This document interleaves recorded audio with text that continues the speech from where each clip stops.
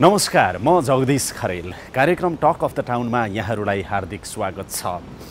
विपद जोखिम न्यूनीकरण तथा व्यवस्थापनको सन्दर्भमा कार्यपालिका अर्थात् सरकार मात्रै होइन, व्यवस्थापिका अथवा भनौँ संसद पनि उत्तिकै जवाफदेही र जिम्मेवार बन्नुपर्छ। त्यसमा पनि संसदको राज्य व्यवस्था समितिको त धेरै महत्त्वपूर्ण भूमिका हुन्छ, किनभने यो विषय राज्य व्यवस्था समितिसँग जोडिएको छ। राज्य व्यवस्था समिति अन्तर्गत नै प्रधानमन्त्री तथा मन्त्री परिषदको कार्यालय, त्यस्तै गरेर रक्षा मन्त्रालय, गृह मन्त्रालय लगायतका निकायहरूलाई राज्य व्यवस्था समितिले हेर्ने गर्छ। यस्तो अवस्थामा विपद जोखिम न्यूनीकरण तथा व्यवस्थापनको सन्दर्भमा राज्य व्यवस्था समितिको भूमिका अझै प्रभावकारी कसरी हुन सक्छ भनेर हामीले राज्य व्यवस्था समितिका सभापति शशि श्रेष्ठसँग कुराकानी गरेका थियौँ र केही प्रतिबद्धताहरू पनि यसरी लिएका थियौँ।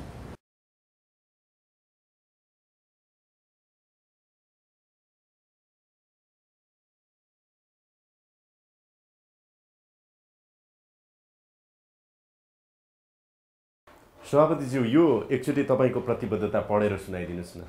विपद व्यवस्थापनको पूर्व तयारी, विपद व्यवस्थापन र समग्र विपदको व्यवस्थापन, खास गरिकन सङ्घीय सरकार, प्रदेश सरकार, स्थानीय सरकारको विपद व्यवस्थापनका लागि तात्कालीन र दीर्घकालीन योजना निर्माण गर्नुका साथै तिनै तहका सरकारको आपसी समन्वय कायम गरी कार्य सम्पादन गर्ने गराउने कार्यमा सरकारलाई जनउत्तरदायी र जवाफदेही बनाउन राज्य व्यवस्था तथा सुशासन समिति प्रतिबद्ध छ। सरकारलाई जवाफदेही र जनउत्तरदायी बनाउने सन्दर्भमा राज्य व्यवस्था समितिको यो खालको प्रतिबद्धता आयो र त्यसको परिणामस्वरूप राज्य व्यवस्था समितिले सरकारसँग विभिन्न समयमा छलफल पनि गरिरह्यो। तर यो बीचमा ऐन बनेको 2 वर्ष भइसकेको थियो, नियमावली बनेको 5-6 महिना भइसकेको थियो। सरकारले विपद जोखिम न्यूनीकरण तथा व्यवस्थापन सम्बन्धी राष्ट्रिय प्राधिकरण गठन गर्ने प्रक्रिया भने अगाडि बढाएको थिएन। विशेष गरेर गृह मन्त्रालयले यो प्रक्रिया अगाडि बढाउनु पर्थ्यो, अगाडि बढाएन। हामीले राज्य व्यवस्था तथा सुशासन समिति समक्ष फेरि पनि आग्रह गर्यौँ कि राज्य व्यवस्था समितिले कम्तीमा सरकारलाई घचघच्याउनु पर्यो, दबाब दिनु पर्यो र आग्रह गर्नु पर्यो, यो प्राधिकरण छिटोभन्दा छिटो गठन गर्न आवश्यक छ।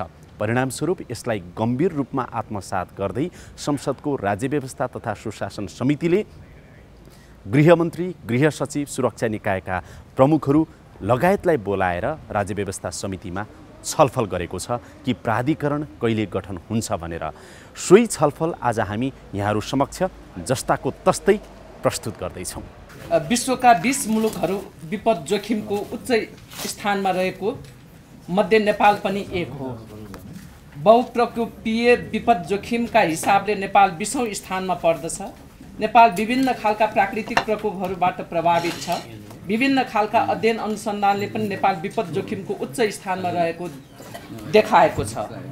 मौसमी विषमताका कारणले पछिल्लो समयमा नेपालमा फरक खालको प्राकृतिक विपदहरू देखा पर्दै आएको छ र यस सन्दर्भमा विपद जोखिम व्यवस्थापन तथा व्यवस्थापनको लागि नेपालको संविधानमा नै व्यवस्था गरिएको छ। त्यति मात्र होइन, हामीले विपद जोखिम न्यूनीकरण तथा व्यवस्थापन ऐन 2074 पनि पास गरिसकेका छौँ। त्यस्तै गरेर विपद जोखिम धेरै ढिलो गरेर विपद जोखिम न्यूनीकरण तथा व्यवस्थापन नियमावली 2075 पनि हामीले पास गरिसकेका छौँ।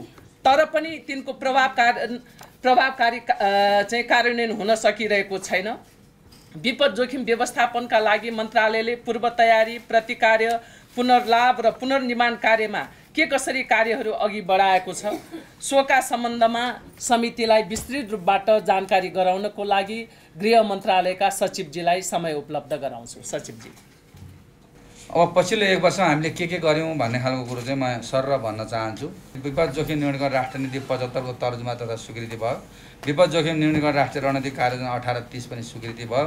विपद जोखिम न्यूनीकरण व्यवस्थापन ऐन 74 पास भयो।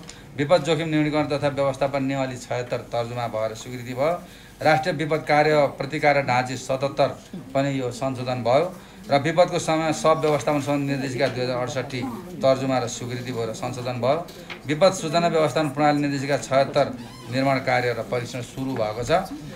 पछिल्लो अर्को चाहिँ एडिपिसी को 14औं चाहिँ आरसिसी को बैठक चाहिँ काठमाडौँमा गरियो। त्यसमा 26 वटा कन्ट्रीहरू छन्, त्यो पनि विपदसँग सम्बन्धित हो। यसले सहयोग गरिरहेको अवस्था छ। विपद प्रभावितलाई राहत प्रदान गर्ने निर्देशिका 76 तर्जुमा भइरहेको अवस्था छ। विपदका पूर्व तयारी तथा प्रतिकार योजना तर्जुमा निर्देशिका 76 तर्जुमा हुँदैछ। नेपाल विपद प्रतिवेदन 2019 तयार भएको ग्लोबल प्लेटफर्म फर डिआरआर चाहिँ योमा हामीले भाग लियौँ। मनसुन पूर्व तयारी, शीतलहर पूर्व तयारी, आगलागी तथा हावाहुरीको पूर्व तयारीको कार्ययोजना बनाएर चाहिँ कार्यकारी समितिबाट चाहिँ पास भएर कार्यान्वयनमा हामीले गयौँ। सुरक्षा निकायद्वारा विपद प्रतिकारको पूर्वाभ्यास भयो। बाढी प्रतिकारको पूर्व तयारी स्वरूप विभिन्न स्थलमा नमुना अभ्यास भयो। मनसुन पूर्व तयारी तथा प्रतिकार योजना 76 तयार गरी लागू भयो। जिल्ला स्तरमा विपद पूर्व तयारी तथा प्रतिकार योजना निर्णय भई लागू भएको अवस्था छ। त्यस्तै गरेर 2076 को पूर्व तयारी अन्तर्गतकै विपद जोखिम न्यूनीकरण तथा व्यवस्थापन 74 मा व्यवस्था भए बमोजिम गृहमन्त्रीको अध्यक्षतामा कार्यकारी समिति बसेर मनसुनको समयमा सबैलाई सक्रिय रहन अनुरोध गरियो। विपद पश्चात आवश्यक राहत सामग्री भण्डारण गरिने मानवीय सहायता स्थलको विस्तार गरी प्रदेश स्तरमा पुर्याउने कार्ययोजना यसपटक धनगढी र नेपालगञ्जमा कार्य सुरु गरिएको अवस्था छ। 5 वटा प्रदेश गोदामघरमा विपद पूर्व तयारीका लागि विभिन्न सामानहरू भण्डारण गरिएको छ। नेपाली सेनाद्वारा विपद पूर्व तयारीका लागि इटरी, काठमाडौँ, सुर्खेतमा हेलिकप्टर सहितको खोज उद्धार टोली मनसुन सक्रिय भए पश्चात तयारी अवस्थामा रहने व्यवस्था गरिएको अवस्था छ अहिलेको। त्यस्तै विपद जोखिम न्यूनीकरण तथा व्यवस्थापन 74 को दफा 3 मा भएको व्यवस्था बमोजिम विपद जोखिम न्यूनीकरण तथा व्यवस्था राष्ट्रिय परिषदको मिति 1/22 को बैठक बसी मनसुनको अवधि हुन सक्ने सम्भावित घटनाका सम्बन्धमा पूर्व तयारी रहन आफ्नो काम कारबाही थप प्रभावकारी बनाउन सबै सम्बन्धित निकायलाई निर्देशन दिएको छ। भौतिक पूर्वाधार तथा यातायात मन्त्रालयद्वारा विभिन्न रणनीतिक स्थानमा विपदको समयमा हुन सक्ने सडक अवधिलाई खुलाउन आवश्यक पर्ने हेभी इक्विपमेन्ट तयारी अवस्थामा राखिएको। जल तथा मौसम विभागबाट दैनिक निकालिने बाढी बुलेटिन सबै जिल्ला प्रशासन कार्यालयहरूबाट पठाई ती जिल्लामा प्रशासन कार्यालयहरूमा सरकारवाला समक्ष सूचना सम्पन्न गर्ने व्यवस्था गरिएको। जल तथा मौसम विभागद्वारा दूरसञ्चार सेवा प्रदायक निकायहरू एनटिसी एनसिएल मार्फत तराई क्षेत्रमा केही पहाडी क्षेत्रमा बाढीको पूर्व सूचना प्रवाह गर्ने व्यवस्था मिलाइएको। पूर्व सूचना प्रणालीलाई प्रभावकारी बनाउन वेबसाइट, फेसबुक, ट्विटरबाट पनि सूचना प्रवाह गर्ने व्यवस्था मिलाइएको। विपद सम्पर्क व्यक्ति तोकी उनीहरू मार्फत सम्बन्धित समुदाय स्तरसम्म सक्रिय रहेका समितिहरू मार्फत सूचना प्रभावकारी बनाउने व्यवस्था मिलाइएको। यसको पूर्व तयारी अनुरूप विभिन्न स्थानीय स्तरमा पूर्व अभ्यासका कार्यक्रमहरू पनि सञ्चालन चाहिँ गरिएको। अब त्यस्तै गरी सबै जिल्लाहरूमा विपद व्यवस्थापन कोष रहेको। उक्त कोषमा तराई जिल्लामा 7 लाख, पहाडी जिल्लामा 5 लाख र हिमाली जिल्लामा 4 लाख न्यूनतम रकम अहिले चाहिँ कोषमा रहेको अवस्था छ। अवस्था परिस्थिति तत्काल पठाउने गरिएको छ। विपद प्रभावितहरूलाई प्रकोप पीडित उद्धार र राहत सम्बन्धी मापदण्ड 74 बमोजिम राहत प्रदान गर्ने गरिएको। केन्द्रमा रहेको विपद व्यवस्थापन कोषबाट जिल्लाहरूले माग गरे भने राहत रकम तत्काल पठाउने गरिएको।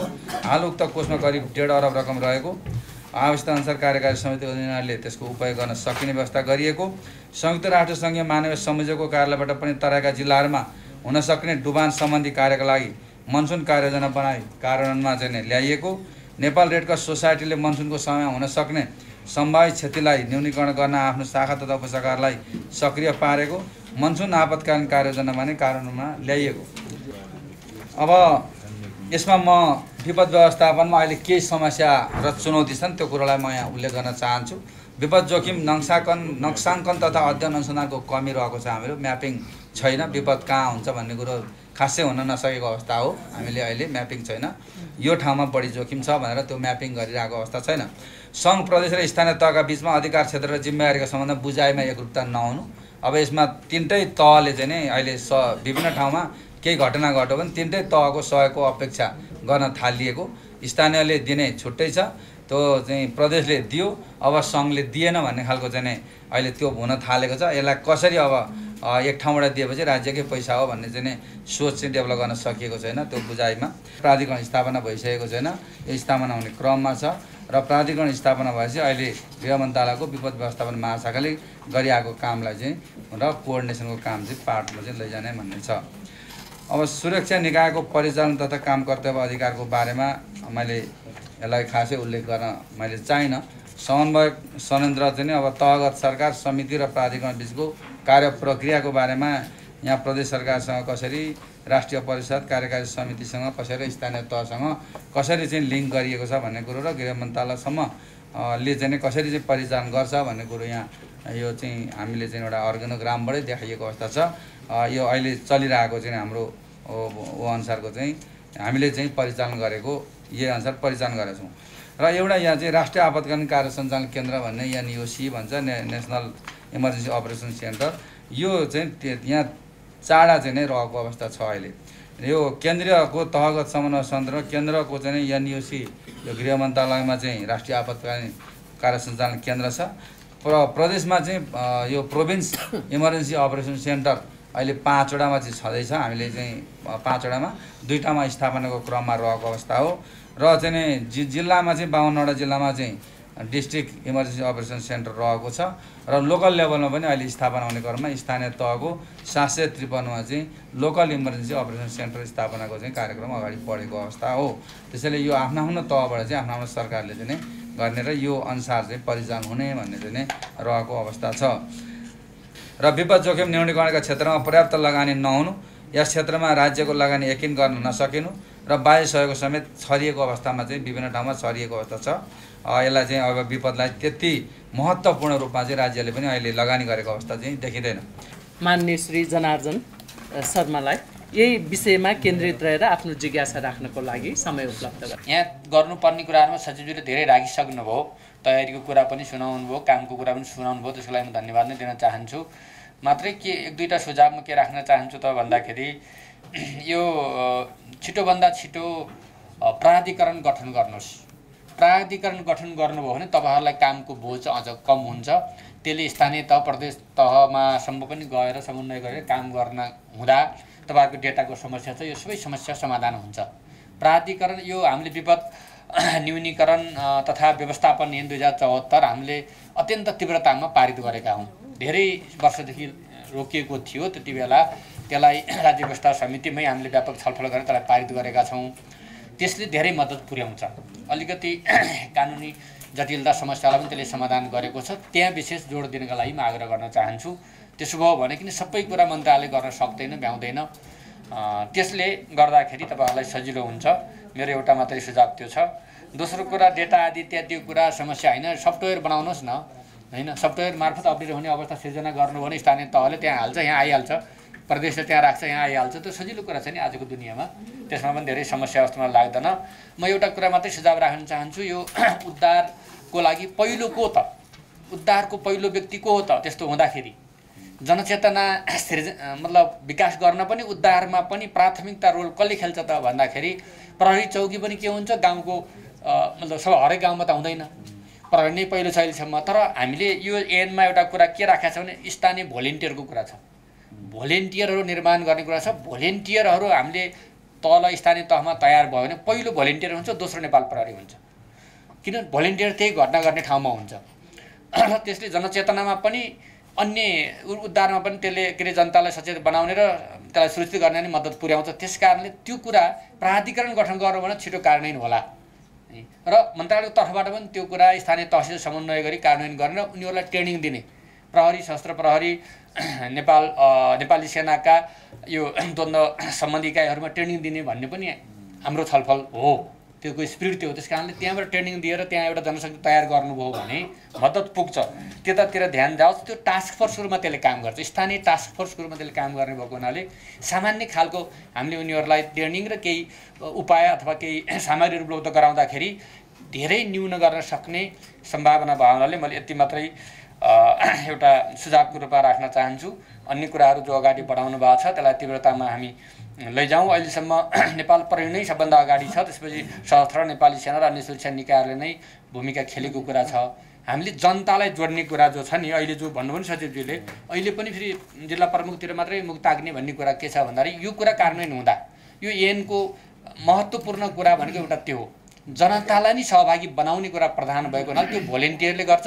त्यो भोलिन्टियर निर्माण गर्ने कुरामा ध्यान जाओस् र ट्रेनिङको लागि पनि त्यहाँ व्यवस्था भयो भने अन्य कुराहरू गर्न सकिन्छ। र एउटा सुझाव अर्को के राख्न चाहन्छु भने यसमा एउटा तपाईँहरू त्यहाँ लेख्न मिल्ने हो कि होइन, नमिल्ने भए पनि अनुरोध गर्ने भनेर लेख्न मिल्छ।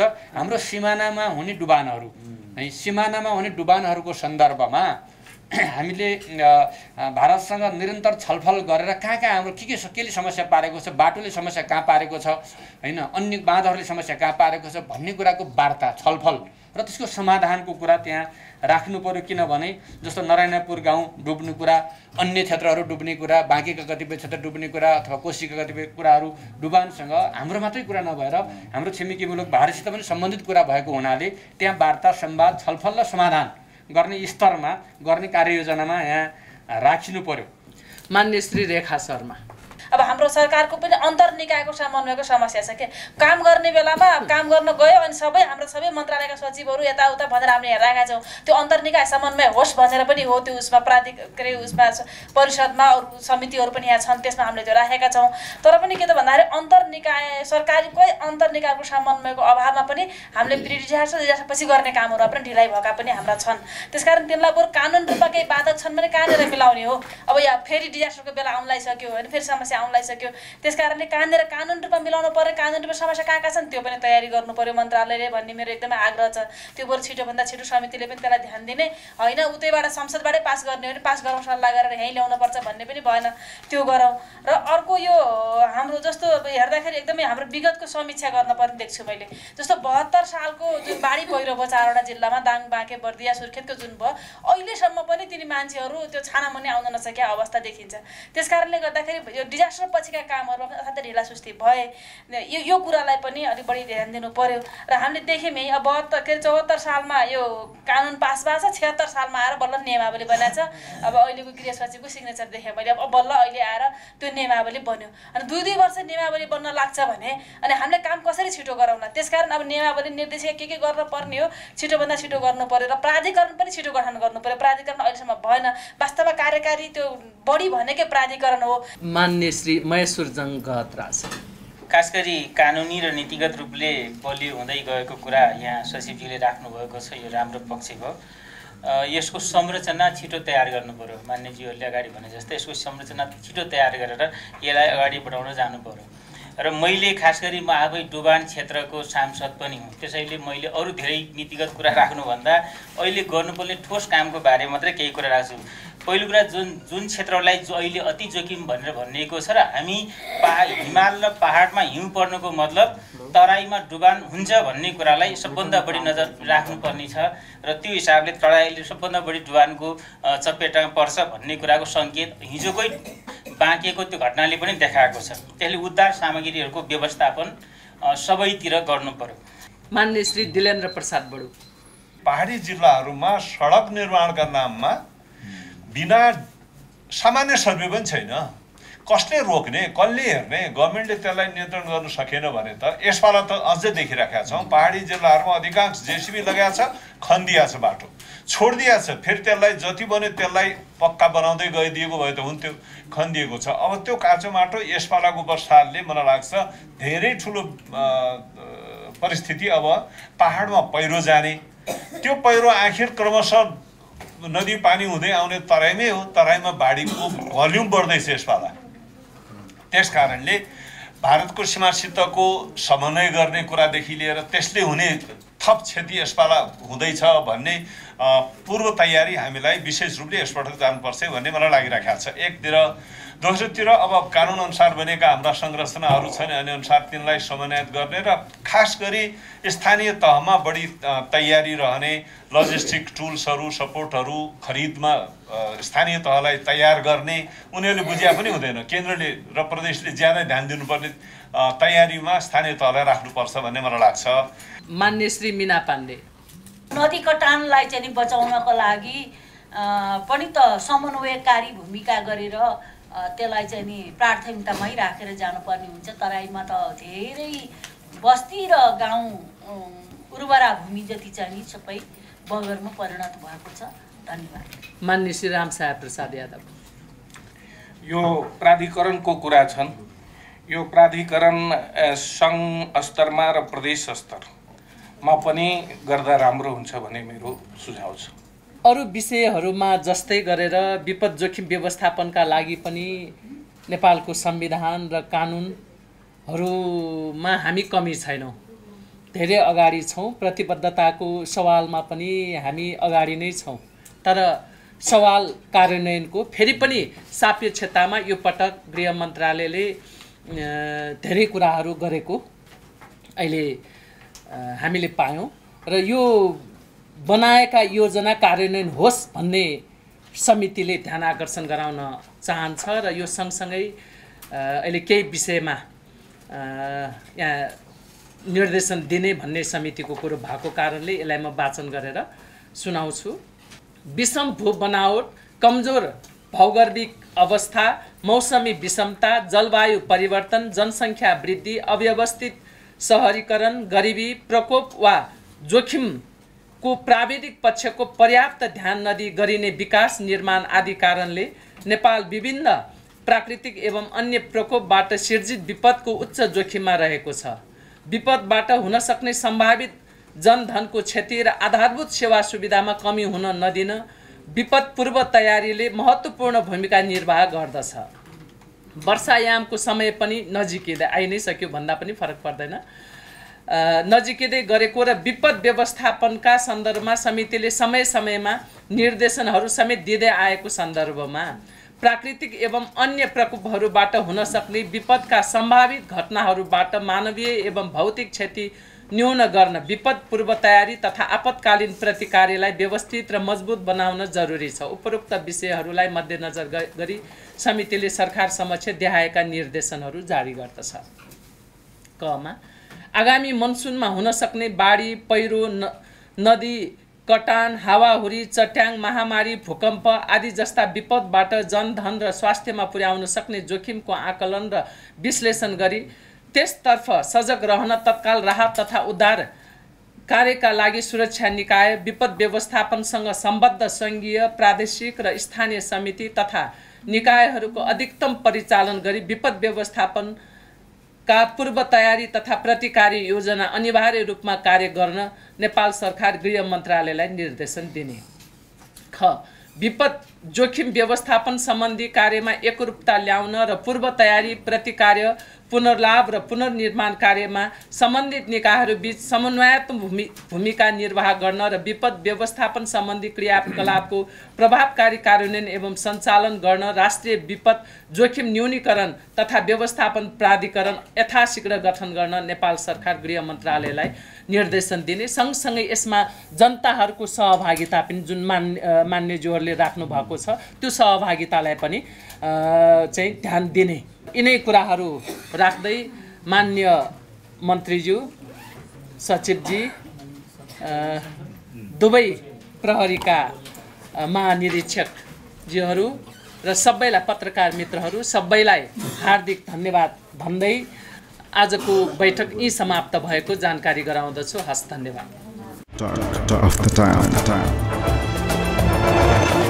सभापतिज्यू, यहाँले चाहिँ जुन खालको प्रतिबद्धता हामीसँग गर्नुभएको थियो कार्यक्रम टक अफ द टाउनमा, सरकारलाई चाहिँ विशेष गरेर विपद जोखिम न्यूनीकरण तथा व्यवस्थापनको सन्दर्भमा जनउत्तरदायी र जवाबदेही बनाउने कुराहरूमा चाहिँ नि संसदको राज्य व्यवस्था तथा सुशासन समिति प्रतिबद्ध छ भनेर यहाँको यो जुन लिखित प्रतिबद्धता थियो, यो प्रतिबद्धता आज यहाँले कार्यान्वयन गर्नुभएको छ। यसको लागि सभापतिज्यूलाई म धेरै धेरै धन्यवाद दिन चाहन्छु। हजुर, अब हामी समिति जे भन्छौँ त्यो गर्छौँ र यो विपद व्यवस्थापन गर्ने सम्बन्धमा र यसलाई चाहिँ विपदलाई न्यूनीकरण गर्ने सन्दर्भमा मैले अस्ति पनि भनेको थिएँ, समिति प्रतिबद्ध छ। हामी निरन्तर यसको लागि चाहिँ अनुगमन गर्ने र सरकारलाई यो प्रति जवाफदेही र उत्तरदायी बनाउने काममा निरन्तर लागिरहने छौँ भन्ने कुराहरू म फेरि पनि भन्न चाहन्छु। र तपाईहरूले पनि कतिपय अवस्थामा चाहिँ समितिहरूलाई एउटा राष्ट्रको चौथो अङ्गको रूपमा मानिएको पत्रकार जगतले पनि सूचना सम्प्रेषण गरिराख्ने र खबरदारी गरिराख्ने कामहरू गर्नुपर्दछ। त्यो सहयोगको अपेक्षा पनि म गर्न चाहन्छु। जुन रूपमा हामीले यहाँसँग सभापतिज्यूसँग लिखित प्रतिबद्धता नै अनुरोध गरेका थियौँ, मौखिक प्रतिबद्धता अनुरोध गरेका थियौँ मिडियाको तर्फबाट, अलिकति झकझक्याउने पनि कुराहरू, यसले अलिकति थप संवेदनशील बनाउनको लागि कतिको मद्दत गर्यो? अब मद्दत त अवश्य पनि गर्छ नै। यहाँहरूले बेला बेलामा हामीलाई सचेत गराउने र सूचना सम्प्रेषण गर्ने कामले त अवश्य पनि हाम्रो कार्यलाई अझ समृद्ध बनाउने, अझ बलियो बनाउनको लागि त टेवा पुग्छ। यो निरन्तर होस्, म यो चाहन्छु। अब प्राधिकरण गठन गर्नुपर्छ, विपद जोखिम न्यूनीकरण तथा व्यवस्थापन सम्बन्धी राष्ट्रिय प्राधिकरण गठन गर्नु भनेर सरकारको नाउँमा यहाँहरूले आज निर्देशनै दिनुभएको छ। अब त्यसको फलोअप के हुन्छ? कहिलेसम्म प्राधिकरण होला? समितिले कसरी अब खबरदारी गरिराख्ला सरकारलाई भनेर के अपेक्षा गर्ने? आम जनताले के बुझ्ने? यो प्राधिकरण गठन गर्न मैले अस्ति नै पनि भनेको थिएँ, ऐन आइसके पछाडि नियमावली बन्न नै ढिलो गर्यो। नियमावली बन्यो, अब ढिलै गरी भए पनि बनेको छ, हाम्रो हातमा नियमावली आइसकेको छ।